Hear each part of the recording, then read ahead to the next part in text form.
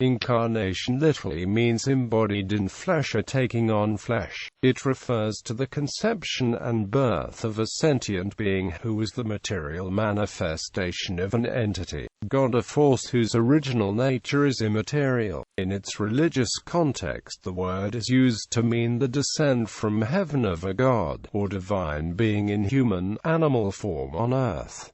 Ancient Egypt. The pharaohs of ancient Egypt were sometimes said to be incarnations of the sun gods Horus and Ra. Bahá'í. In the Bahá'í faith, God is described as a single, imperishable God, the creator of all things, including all the creatures and forces in the universe.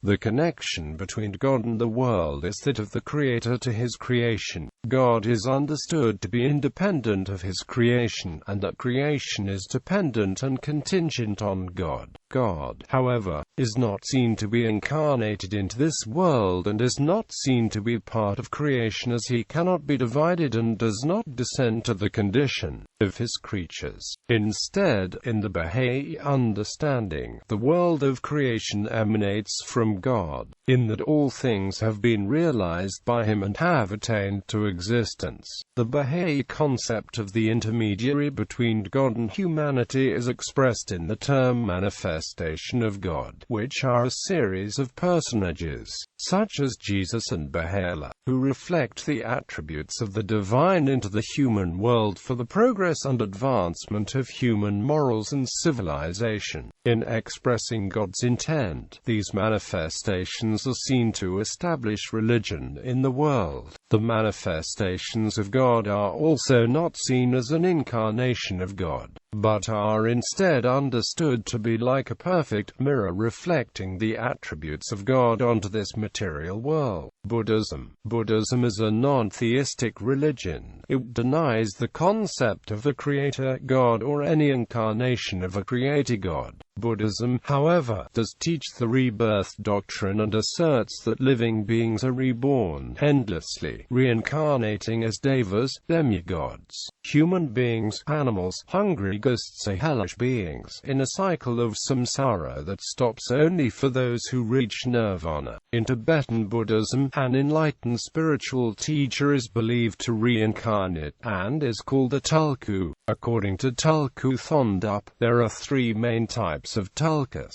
They are the emanations of Buddhas, the manifestations of highly accomplished adepts, and rebirths of highly virtuous teachers or spiritual friends. There are also authentic secondary types as well, which include unrecognized tulkus, blessed tulkus, and tulkus fallen from the path. Christianity. The incarnation of Christ is a central Christian doctrine that God became flesh, assumed a human nature, and became a man in the form of Jesus Christ, the Son of God and the second person of the Trinity. This foundational Christian position holds that the divine nature of the Son of God was perfectly united with human nature in one divine person, Jesus, making him both truly God and truly man. The theological term for this is hypostatic union. The second person of the Trinity, God the Son, became flesh when he was miraculously conceived in the womb of the Virgin Mary. Biblical passages traditionally referenced in connection with the doctrine of the Incarnation include John chapter 1 verse 14, Colossians chapter 2 verse 9, and Philippians chapter 2 verses 7 to 8.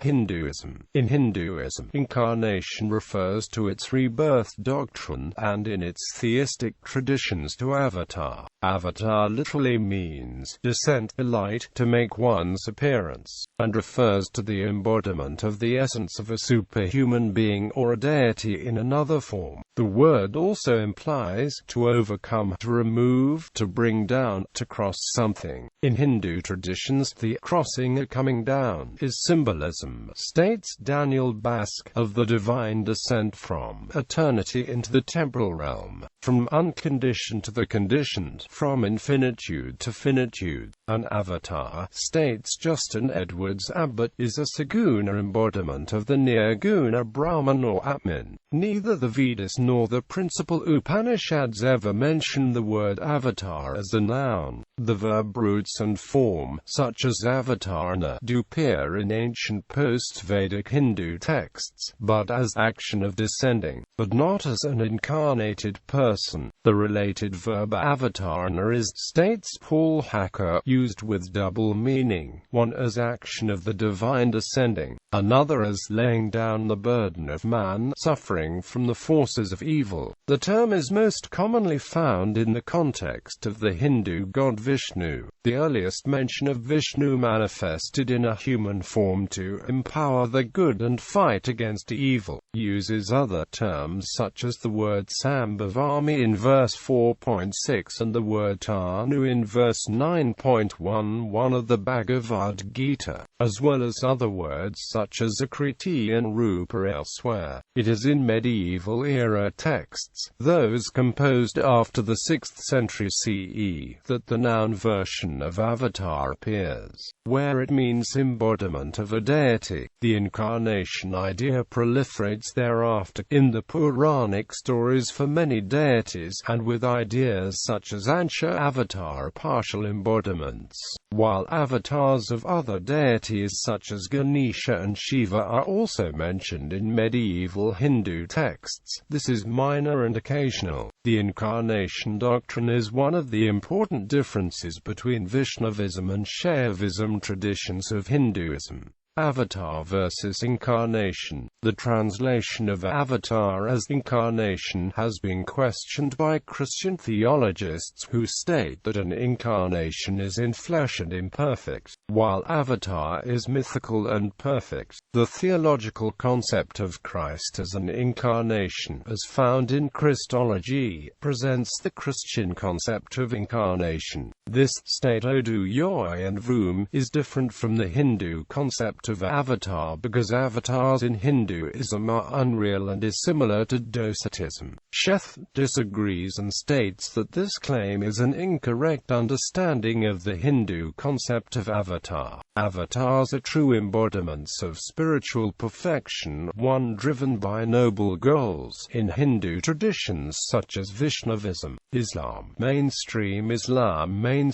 Islam completely rejects the doctrine of the incarnation of God in any form, as the concept is defined as shirk. In mainstream Islam, God is one and neither begets nor is begotten. Islam specifically rejects the Christian idea of Jesus as a divine incarnation, but rather Jesus is seen as a prophet and messenger of God. The Quranic text itself seems to fully reject this concept according to mainstream interpretations. Sunni Islam is the most prominent sect to hold this belief. Most Shiites do not hold the view that Muhammad's son-in-law Imam Ali was God incarnate. The major conflict source between Sunnis and Shias is the Shias' belief that Imam Ali was the real caliph after Muhammad and accepting the 12 Imams as heirs of his heir. However, the Wahhabi Muslims believe that some tales about some Shias' belief in incarnation create a division between Shias and Sunnis. They also accuse the Shias of worshipping metals and woods, just like Hazrat Zahra had used tabarruk. First, in Shia philosophy, tabarruk is for showing your love to Ahl al-Bayt and requesting shafa'at from them because they believe that Ahl-Bayt were the best God created, and they use this method to have a better connection to Allah, to request maghfirat from God when they want to atone for sins and believe it is an easier approach. Ishmaelism. The Aga Khan is the Imam of the Ishmaelis who believe that he possesses the light of God within him and is therefore God's designated repository of his word, the Quran. As such only, he fully knows the Quran in its complete context, in which it was revealed to Prophet Muhammad over a span of 23 long and hard years. The Ishmaelis contend that to read the Quran without knowing the context under which each and every ayat was delivered to Prophet Muhammad is simply to be led astray. There is a hadith of the Prophet stating, Ali and I are from the same Nur, the Aga Khan being the direct descendant of Prophet Muhammad through Imam Ali and Fatima Arizona Zahra. The Nur has been passed down through them to him. The Nur is an aspect of the Ishmaeli belief in the concept of God's incarnation as a human being living incognito among human beings on this earth. Nation of Islam. The founder of the US-based black nationalist Nation of Islam, Wallace Fard Muhammad, is believed by followers to be an incarnation of God, also considered to be the Messiah of Christianity and Mahdi of Islam, while other sects of Muslims strongly oppose this belief. Judaism. Mainstream Judaism totally rejects any doctrine of an incarnation of God and absolutely rejects any concept of an incarnation of God in any form. For example, some Jews in the Middle Ages rejected vehemently, even under penalty of death or threats of torture, the Christian idea of Jesus as a divine incarnation of God, and see Jesus neither as a prophet nor Messiah.